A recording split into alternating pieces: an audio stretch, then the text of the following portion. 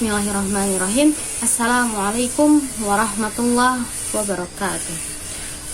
Perkenalkan, nama saya Nabila Sri Rahayu dengan NIM 0104 2501 010 dari Program Studi Komunikasi dan Penyiaran Islam STAI Dr. KHEZ Mutakin. Dengan adanya video ini, saya buat untuk memenuhi tugas ujian akhir semester mata kuliah Filsafat Ilmu, dosen pengampu Bapak Rohendi, MIKOM, MA, MAUD.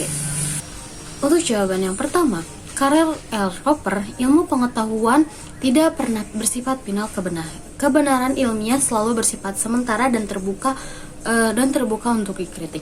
Ciri-ciri utama ilmu menurut Popper adalah falsifikasi, yaitu suatu teori yang disebut ilmiah jika dapat diuji dan berpotensi untuk disangkal, bukan karena udah terbukti kebenarannya. Jadi kalau sebuah teori tidak bisa diuji atau dibantah, maka teori tersebut tidak termasuk ke dalam ilmu pengetahuan. Contoh dalam kehidupan sehari-hari kayak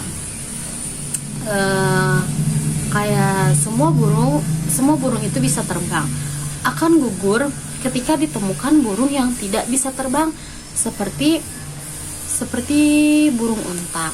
Jadi intinya tuh ilmu berkembang melalui kritik dan perbaikan terus menerus. Untuk jawaban yang kedua, menurut Thomas Kuhn, perkembangan ilmu pengetahuan tidak berjalan secara linear, melainkan melalui pergeseran paradigma. Tahapan utamanya kayak paradigma lama diterima luas, terus ada sains normal berjalan mengikuti paradigma, terus ada munculnya anomali yang tidak jelas, terus juga ada terjadinya krisis keilmuan, yang terakhir tuh ada munculnya paradigma baru melalui revolusi ilmiah. Terus Kuhn juga menegaskan bahwa kebenaran ilmiah juga dipengaruhi oleh konsensus komunitas ilmiah dan konteks zaman. Contoh konkretnya itu kayak perubahan sistem pembelajaran dari tatap muka jadi ke daring, karena kan dulu sebelum adanya COVID itu kan full tatap muka, sekarang tuh ada daring dan ada tatap muka, ada daring dan ada luring. Untuk jawaban yang ketiga, positisme berpandangan bahwa pengetahuan yang sah adalah pengetahuan yang dapat diamati, diukur, dan juga berdasarkan fakta empiris. Pengaruhnya di era modern tuh kayak kemajuan sains dan teknologi, pola pikir rasional dan objektif, dan pengambilan kebijakan yang berbasis data dan statistik.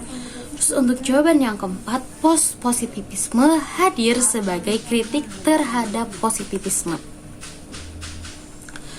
Kayak pandangan utamanya tuh kebenaran ilmiah tidak sepenuhnya objektif. Terus juga ada pengetahuan dipengaruhi oleh konteks konteks sosial dan budaya. Terus yang terakhir ada metode kuantitatif perlu dilengkapi dengan pendekatan yang kualitatif. Terus untuk dampaknya, ilmu sosial semakin berkembang, terus penelitiannya lebih kritis dan reflektif. Terus dan munculnya juga kesadaran bahwa ilmu tidak bebas dinilai. Selanjutnya ada cara pandang postmodern. Kebenaran bersifat relatif dan kontekstual. Ilmu dipengaruhi nilai dan perspektif dan lebih terbuka pada keberagaman pandangan. Mungkin cukup sekian. Wassalamualaikum warahmatullahi wabarakatuh.